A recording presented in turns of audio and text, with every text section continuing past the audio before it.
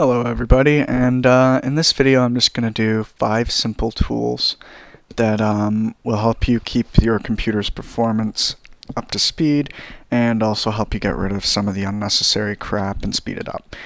So the first thing is Task Manager. That's a pretty obvious one and a lot of people know about. You can get to that by pushing Control-Shift-Escape or Control-Alt-Delete. It doesn't really make a difference.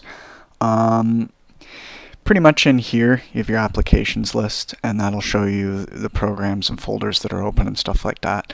If you see anything funny in here, feel free to end it. In your processes list, this is where things get a little bit more tricky because there's a lot of different stuff in here, and this is every single process running on your computer. As you can see, Chrome tends to take up a lot.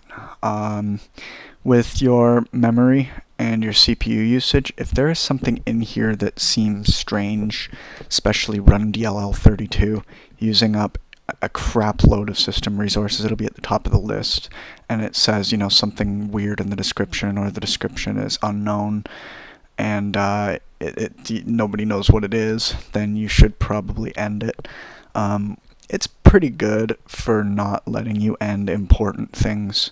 Generally speaking, you're not going to be able to end Windows Logon, I don't think. I'm not 100% on that, though. Things like that.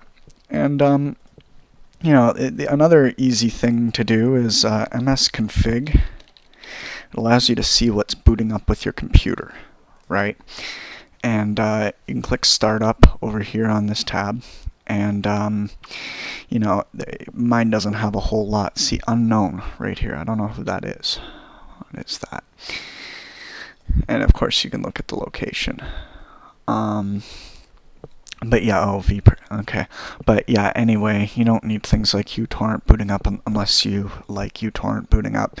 I've seen computers with a massive list of unnecessary crap booting up with the computer. That's really going to slow down not only the startup, but all of those programs are going to be running for a while too in the background.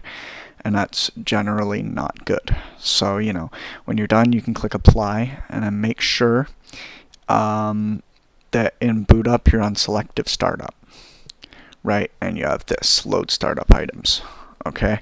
Normal Startup will load everything on this list. Okay, exit without restart for now. The next major thing I'm going to go over is the Reliability Monitor. And this is going to show you pretty much how well your computer's been doing overall. Every error is logged. So every time you see that whatever program has stopped working message, it'll be in here. See, I have Black Ops 2 stopped working. That's fine. It happens all the time. Windows, you know, Windows is not properly shut down, anything like that. Generally, you know, this screen freaks people out because there's always going to be excess. There's always going to be something going wrong, some sort of a bug, something like that. But it doesn't necessarily mean your computer's fucked up, right? If you have a lot of these, it's generally a good indication that there's some kind of corruption, something wrong with your computer. And usually for that, you know, you just check it out. If it's just the same program stopping all the time, like Black Ops 2, then you don't really have to worry about it. But say if you have like a lot of your programs that are constantly not working properly or closing unexpectedly, then a command I would use is sfc scan now. And you just type in cmd down here, run as administrator, and just type in sfc, and it'll pretty much start scanning the computer for corruptions. There are other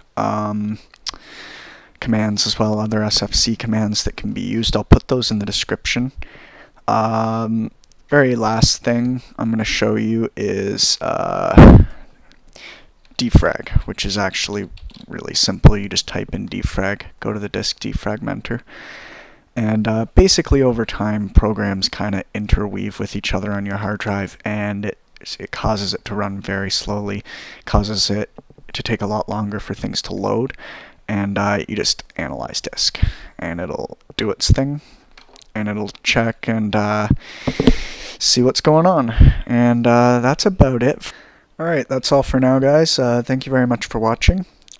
Subscribe for more, and in the future there will be lots more tutorials and facts and things like that.